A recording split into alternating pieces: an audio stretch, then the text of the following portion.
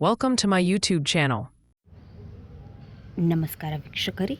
ಮಹಿಳಾ ಮತ್ತು ಮಕ್ಕಳ ಅಭಿವೃದ್ಧಿ ಇಲಾಖೆ ನಿರ್ದೇಶಕರು ಕಚೇರಿ PWD building Anandrao circle Bengaluru ಅವರ ಕಡೆಯಿಂದ ಜಾಬ್ ವೇಕೆನ್ಸಿ ನೋಟಿಫಿಕೇಷನ್ ಇದೆ.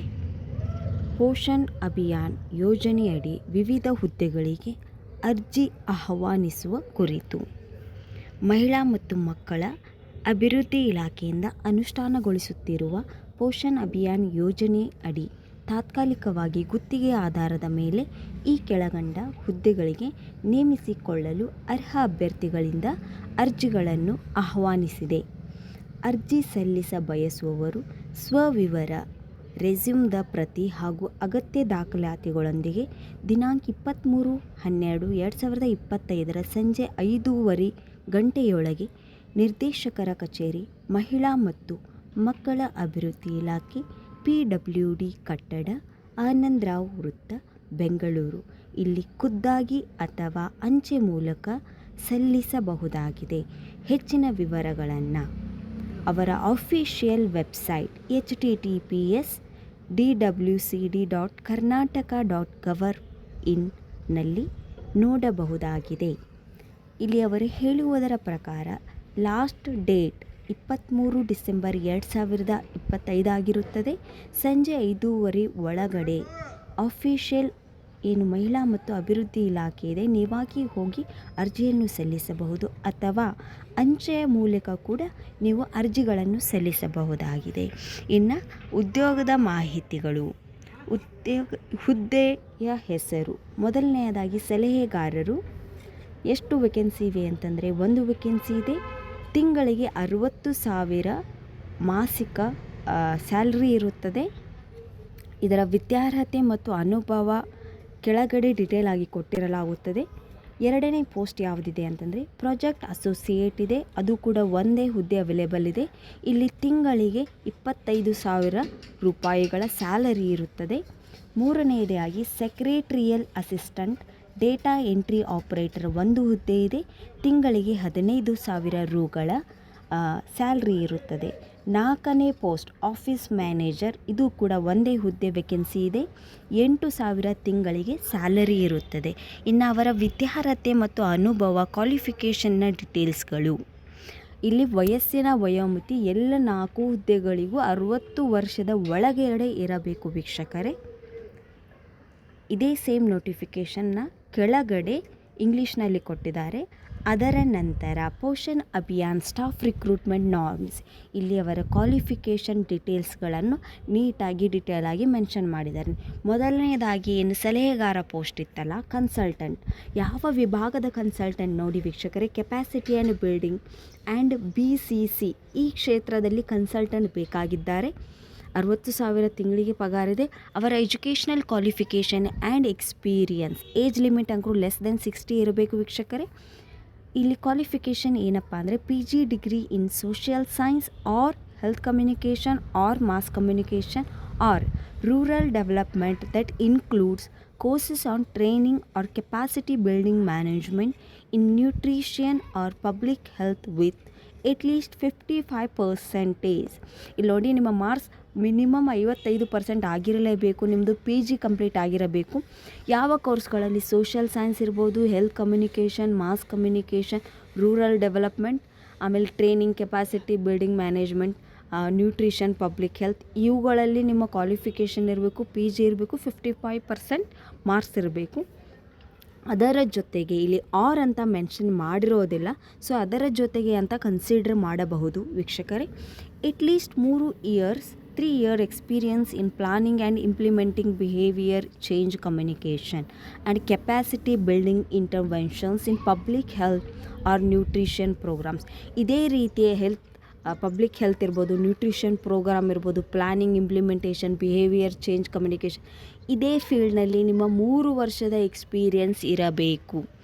ಅದರ ನಂತರ expertise in MS office including word, Excel, PowerPoint ಇವುಗಳ ಜ್ಞಾನ ಇರಬೇಕು. Professional experience in planning, implementation and monitoring of training programmes and state and district levels. State ಲೆವೆಲಿಗೆ, district ಲೆವೆಲಿಗೆ ಈ ಥರದ ಪ್ರೋಗ್ರಾಮ್ಗಳನ್ನು ಪ್ಲ್ಯಾನ್ ಮಾಡಿ ಇಂಪ್ಲಿಮೆಂಟ್, ಮಾನಿಟರ್ ಮಾಡೋಷ್ಟು ಕೆಪಾಸಿಟಿ, ಅಷ್ಟು ಎಕ್ಸ್ಪೀರಿಯೆನ್ಸ್ ನಿಮ್ಮಲ್ಲಿ ಇರಬೇಕು.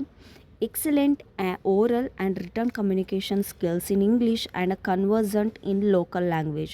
ನಿಮಗೆ ನಿಮ್ಮ ಕಮ್ಯುನಿಕೇಷನ್ ಚೆನ್ನಾಗಿರಬಹುದು, ಅದು ಮಾತನಾಡುವುದರಲ್ಲಾಗಿರಿ, ಬರುವುದರಲ್ಲಾಗಿರಬಹುದು. ಇಂಗ್ಲೀಷ್ ನಾಲೆಜ್ ಇರಬೇಕು ಹಾಗೂ ಲೋಕಲ್ ಲ್ಯಾಂಗ್ವೇಜ್ ಇರಬೇಕು.